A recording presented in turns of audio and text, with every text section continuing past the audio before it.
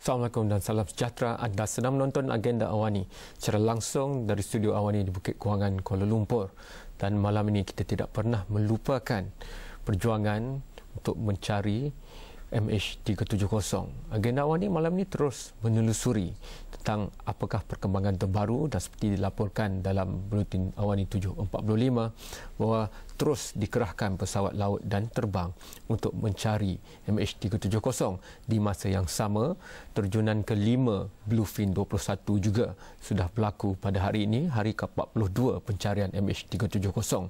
Sementara menunggu perkembangan terbaru yang kita harapkan yang positif daripada apa yang dilakukan oleh Bluefin 21, saya ingin memberikan sedikit latar belakang dalam episod agenda Awani malam ini tentang apa yang diperlukan dalam pencarian sebegini yang jarang dilakukan oleh manusia, sama ada oleh negara maju maupun pihak-pihak lain. Dalam konteks ini, saya akan ke dalam talian bersama dengan Profesor Madya Dr. Muhammad Rizal Arsyad, Timbalan Dekan Pembangunan Pelajar dan Jaringan Industri dan Masyarakat, Pusat Pengajian Kejuruteraan Elektrik dan Elektronik, Universiti Sains Malaysia, USM. Assalamualaikum Profesor Madya. Waalaikumsalam warahmatullahi. Perkembangan tentang lima terjunan yang dilakukan oleh Bluefin 21, tetapi dua daripadanya itu menghadapi masalah. Kita masih menunggu tentang apa yang akan didapati pada hari ini. Walaupun dua lagi yang kita ketahui terjunan itu berhasil untuk mendapatkan maklumat seperti yang ingin dirancangkan, walaupun tidak ada penemuan yang terhasil. Dan baru-baru ini disebut oleh Perdana Menteri Australia Tony Abbott bahawa selepas beberapa hari maka perlu digemblingkan semula tenaga berfikir dan tenaga yang mencari pakar-pakar ini untuk memikirkan semula strategi. Pada pandangan Profesor Madya, apakah tahap analisis yang boleh kita buat berdasarkan setakat ini? 4 terjunan yang diketahui oleh Bluefin 21 dan satu lagi yang hari ini kita masih menunggu keputusannya. Prof. Baik, kita sedia maklum bahawa kawasan yang boleh dicerap oleh Bluefin 21 ini adalah agak terhad, iaitu sekitar 40 km persegi saya difahamkan. Dan kita sedia maklum bahawa kawasan pencarian ada sekitar lebih daripada 40,000 km persegi. Dan pihak Ocean Shield atau JACC telah menggunakan datum atau garis dasar daripada 4 ping yang telah diperolehi sebelum ni untuk menggunakan ia sebagai kawasan permulaan atau titik permulaan kawasan pencarian sebarang bentuk serpihan atau bangkai sekiranya ada bagi MH370. Dan saya melihat bahawa berlakunya kejadian permasalahan untuk menurunkan deployment of AUV ini adalah satu perkara yang biasa, terutama dalam keadaan banyak faktor-faktor yang boleh merencatkan operasi secara lancar AUV. Dan daripada deployment yang berhasil, data tersebut perlu diproses kerana ini adalah kawasan yang belum pernah dicerap, dan cerapan juga sebenarnya terdapat banyak hingar atau noise dalam imej yang diperolehi. Jadi ia memerlukan kepakaran yang khusus, terutama daripada pihak aviation atau pihak pakar dalam bidang rangka kapal terbang untuk dia menentukan sama ada serpihan adalah memang benar daripada punca serpihan kapal terbang. Jadi saya rasa data yang ada juga sebenarnya agak terhad kerana kawasan saya fahamkan sekitar hanya 90 km persegi sahaja yang telah berjaya dicerap sehingga kini. Dan ini merupakan kawasan yang kecil berbanding dengan kawasan yang perlu dicerap. Jadi saya ambil maklum bahawa pihak Perdana Menteri Australia Tony Abbott mengatakan mereka akan menghadkan selama seminggu kerana untuk pihak JACC deploy AUV Bluefin 21 secara berterusan tanpa mengenal pasti kawasan yang khusus, ia akan membazirkan begitu banyak resources, dan perlu difikirkan kaedah yang lebih optimal supaya deployment akan menghasilkan pencarian yang lebih teliti dan lebih akan menjanjikan penemuan yang lebih kukuh. Prof, pelbagai penulisan telah pun dibuat oleh pelbagai penganalisis dan sebagainya, dan mereka memberikan analogi perbandingan di mana kalau kita meneropong jauh ke cakrawala angkasa lepas misalnya, itu lebih mudah menggunakan teleskop Hubble dan sebagainya berbanding dengan untuk melihat ke dalam laut itu sendiri dan ke dasar laut itu sendiri. Jadi mungkin Prof boleh berikan sedikit gambaran, kerana kita tahu pada selaman Bluefin 21 pada mulanya itu dia tiba-tiba terpaksa naik balik ke atas kerana itu diprogramkan secara automatik apabila tiba-tiba ia termasuk ke kawasan yang lebih dalam daripada yang sepatutnya. Dan ini mungkin membabitkan hakikat bahawa program automatik itu meletakkan Bluefin 21 untuk beredar di sekitar 30 meter daripada dasar laut. Tapi masalah tentang hanya 5% kawasan dasar laut di dunia ini yang dipetakan, maka itu menyebabkan mungkin mereka tidak menyangka bahawa ada kawasan lebih dalam, menyebabkan Bluefin itu terpaksa turun lebih dalam dan itu menghentikan pencarian. Jadi adakah ini juga masalah umum tentang kurangnya pengetahuan kita tentang muka bentuk dasar laut itu sendiri? Ya, ini ada satu hakikat yang memang kita sudah pasti, dan semua pihak yang membuat kajian dalam bidang oceanografi mengiktiraf bahawa kurang lebih hanya 21% daripada dasar lautan telah dipetakan secara teliti. Dan pihak Australia contohnya, mereka telah melakukan cerapan yang agak lengkap tetapi agak dekat dengan pantai, kawasan coastal zone mereka. Dan kawasan yang kita masukkan ini adalah kawasan yang seperti kita maklum memang sekitar antara 3,000 hingga malah lebih daripada 5,000 meter kedalamannya. Dan kita sudah maklum bahawa apabila kita memprogramkan sebuah AUV untuk mengikuti kontur dasar lautan, memang ia akan mengikuti sehingga lebih daripada 4,500, iaitu merupakan had kedalaman maksima bagi operasi biasa bagi Bluefin 21. Jadi dasar lautan yang sebenarnya tidak menentu ini, dan sebenarnya ada lagi faktor arus, faktor cross current dan sebagainya menyebabkan ia juga boleh mengganggu navigasi Bluefin itu sendiri. Dan satu perkara yang kritikal apabila AUV seperti Bluefin masuk turun jauh ke dalam ialah tekanan yang begitu kuat terhadap AUV itu sendiri yang boleh memberi kesan kepada operasinya. Jadi saya rasa memang apabila sesuatu AUV beroperasi luar daripada normal operational parameters, dia akan mendedahkan AUV tersebut kepada kerosakan, defect, dan malah mungkin data yang diperolehi juga akan mempunyai banyak kesan hingar dan sebagainya. Jadi saya tidak terkejut apabila pihak JCC terpaksa mengeluarkan Bluefin tersebut.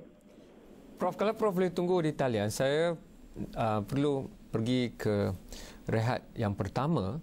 Tetapi apabila kembali nanti, mungkin saya nak minta pendapat Prof tentang jika terpaksa dikaji semula selepas minggu misalnya, apakah lagi yang boleh teknologi bantu dalam menyusun semula strategi pencarian MH370 ni, terutamanya membabitkan teknologi di bawah permukaan lautan itu.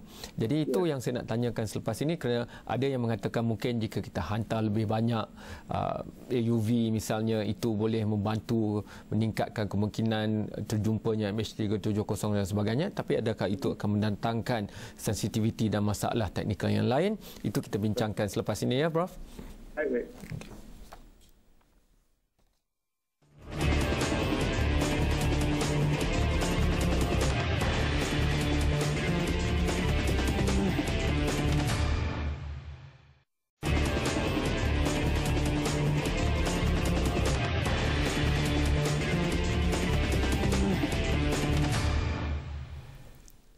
Terima kasih kerana masih menonton agenda Awani. Kita masih membincangkan pencarian MH370 tetapi memberikan sedikit pencerahan tentang apakah yang merumitkan pencarian di bawah sana, kerana mungkin ada harapan yang mahukan keputusan yang lebih segera dan semua orang mahukan itu, tapi ada beberapa perkara yang perlu dihadapi dalam pencarian di kawasan laut dalam ini.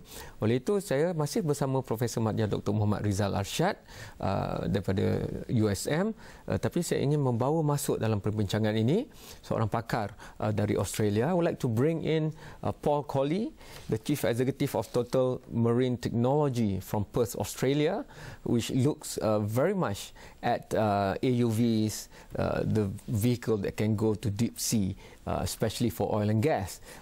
Hi, Paul. Terima kasih, Cam. How are you, sir? Sama-sama.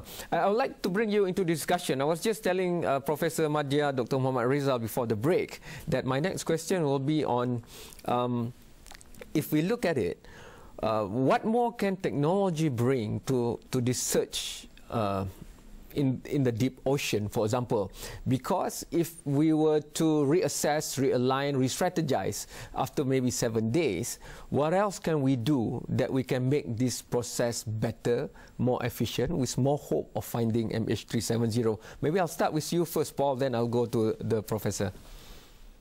Yeah, sure. Thanks, Cam. Look, I guess, again, to put some context around it, you know, as humans, we are used to engaging the world with our 5 senses. So we have, you know, we have taste, smell, touch, sight, hearing. We're talking about technology here that basically only has one way of imaging the seafloor, and that's sound. And so when you're using sound, and when you're talking about what other technology can we bring, all of the other technologies, we have sound and we have vision, and vision is only close up. Sound is what gives us the ability to see beyond what we can see with a camera. Yes. So basically we only have one sense, and in that one sense, then we look at how we can apply it differently. So the information that they gain from these first missions, they will look at, you know, was the frequency right? Was the speed of coverage correct? Do they need to slow it down? Because when you're going slower, you can see more. Okay. So there's a range of dynamic factors, but it would be a bit like one of your viewers trying to find something in a dark room with only the sense of touch, no hearing, no smell, no taste, no vision, and you have to think of it in terms of this is deep, as we said before. This is uncommon technology, so it's not only getting the sensor down to depth, it's keeping it down there. And then making sure that the information you get back is useful. Again, you can't send fast data through water. So everybody's used to the speed of the internet. Yes. And we're talking about almost like 2 people having a conversation. That's the type of data. And imagine 2 people standing 50 meters apart trying to shout instructions to each other through the water. Yes. That's what it's like. You can't really get fast data over long distances. So everything works against you when you go deep.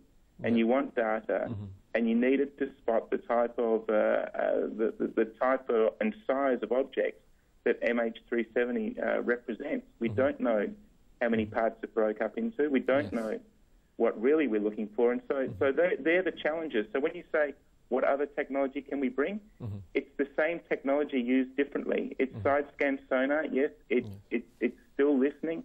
It's still cameras, but it may be applied differently, and that's what we can do. Okay. I want to bring in Professor Madhya in on this. Prof, do you have the same view, or do you have something more to add to that?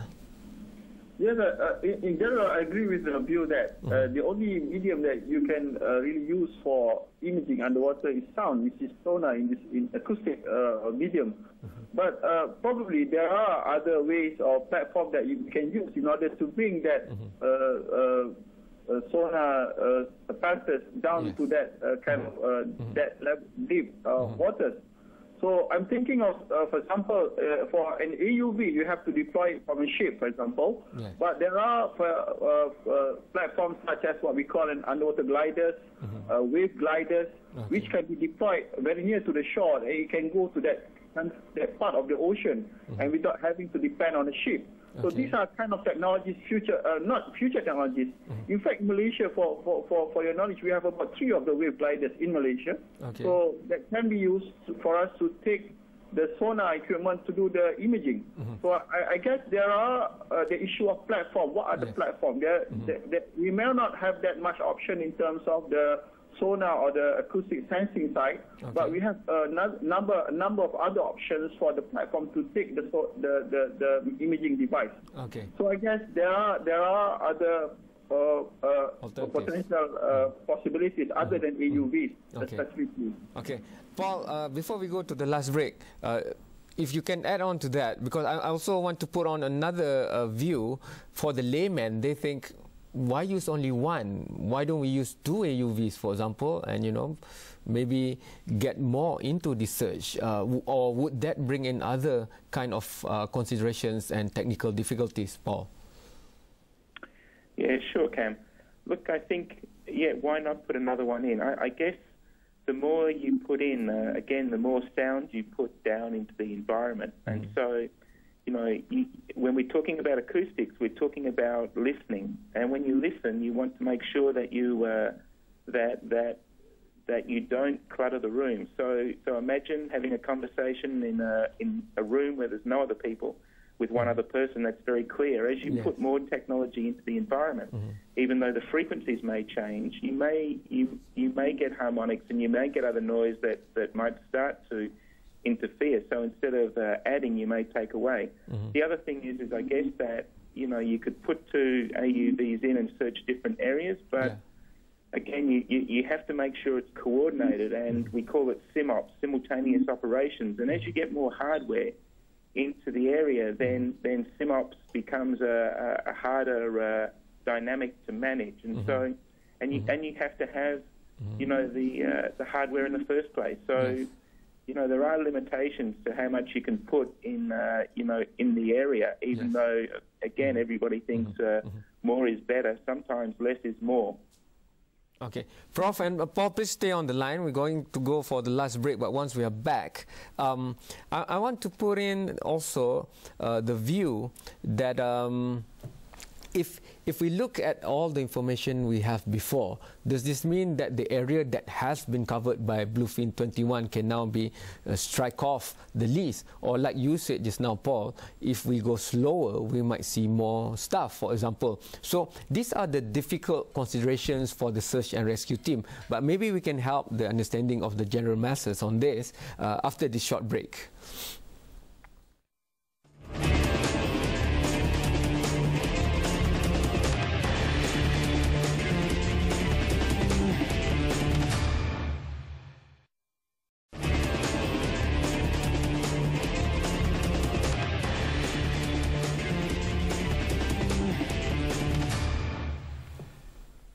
I would like to go straight to Paul now, but we still have Prof. Madhya on the line. Paul, if you can help enlighten us here, because from the report by Reuters, it says that Bluefin 21 has been reconfigured to go to a record depth where Bluefin has never gone before. And this is deeper than it has ever gone, which exceeds 4.5 kilometer. And we will have to go now to 4,695 meters. So reconfiguring Bluefin 21, putting it for the first time ever to the depth where it has never reached before. And we understand that down there things work a bit or very much different from what we are used to on land. So can you please help give your expert view on what are the kind of sensitivities technically that this would entail? Yeah, sure, Cam. I said, before, last time we met, I said that any engineer that would be involved in this process would be stretching technology, to achieve outcomes. And this is a classic example of the technology being stretched. So I think that, in anything that you design, you always have so much, in reserve in those design parameters. So, we know a car can go 100 kilometres an hour, but it probably can go a lot faster. But things start to rattle and things start to change. But we're talking with Bluefin, we're talking about the guys who are running it, are the guys who are direct from the factory. They know that piece of hardware intimately, and they know how hard they can push it. So they must have done the calculations and said, look, this increased depth capacity that we're chasing to get down as close as we can to the ocean floor to return good data back to the surface. They would have done the calculations and they would have made the changes, and they would have done effectively a risk analysis to ensure that the success of the mission wasn't being compromised. So again, they're stretching the envelope, and I guess that's what you have to do when you're down at this depth. Last time I said it's a common analogy. We're looking for a needle in a haystack, but let's take it one step further and say we're looking for a needle in a haystack on another planet, and that gives it some context for what we're trying to do. And this is where technology that is not readily available is being modified to stretch and return data that hopefully will be useful to the search team. Paul, my follow-up question would be, and you've been here on the set in KL before, and I've asked you about this, but I just want to give it context to this tonight's discussion. If we were to find other AUVs, would we get it quick, would Australia around that area have AUVs that can go even deeper than 5,000 meters, for example? What would be the availability factor and the ease of use and technical expertise available, for example?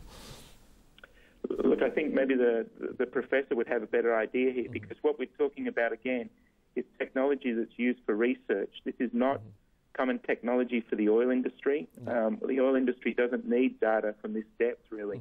So we're talking about, again, technology that's used in the military or technology that's used in research.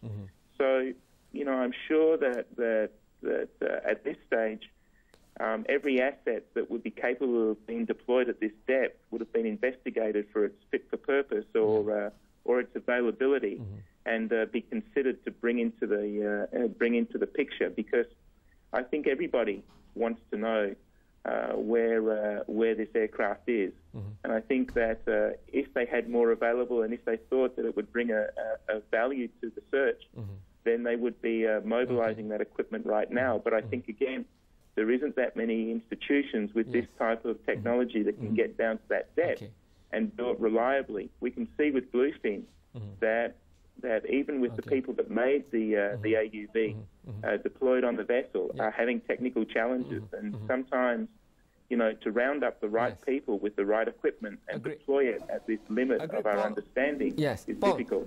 I just want to bring, before we close off, Prof here to give his views on that. Do we get AUVs that can go deeper than that, for example, Prof?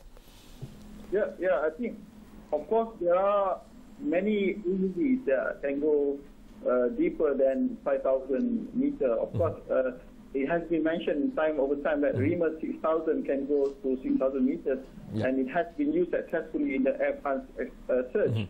So I guess that was a few years back, and this has been many years after the Air France incident, and the system has been improved, and I guess it's the issue of time, how long it can take. Of course, the issue of cost. It's not an issue of technology, and I agree with Paul that the oil and gas industry have no exact use for AUVs that go that deep. It is for military or research kind of vessels. So there are, I think, many available AUVs, and I believe which is in working order, which can be used, but I guess it's just a matter of will and who will bear the cost and who will manage the AUV. Thank you so much, gentlemen. I appreciate both of you and your thoughts on this, Professor and also Paul. Terima kasih banyak, Paul, dan terima kasih banyak, Profesor Madya Rizal. Dan itu saja masa yang kita ada untuk malam ini. Tetapi kesimpulannya adalah memang bukan mudah untuk pergi hingga ke 5,000 meter misalnya ke bawah sana untuk melihat dan mencari sesuatu, dan dalam konteks itu ia akan memakan masa. Tapi Astro Awani akan terus memberikan latar belakang tentang usaha sebegini dan terus mengikuti barang maklumat yang keluar daripada SAR ataupun dari Perth dan Australia misalnya. Terima kasih kepada anda yang telah mengikuti perbincangan ini. Hantarkan pandangan anda sendiri. Mungkin anda juga ada mengenali orang yang pakar dalam bidang ini misalnya, kepada pelbagai platform yang kita ada, Facebook, Twitter, YouTube, astroawani.com itu sendiri, ataupun terus muat turun aplikasi Mudah Alih iOS dan Android supaya anda boleh menonton dan memberikan pandangan secara dalam talian bersama gadget Mudah Alih anda. Sekian, selamat malam dan kita jumpa lagi insya-Allah.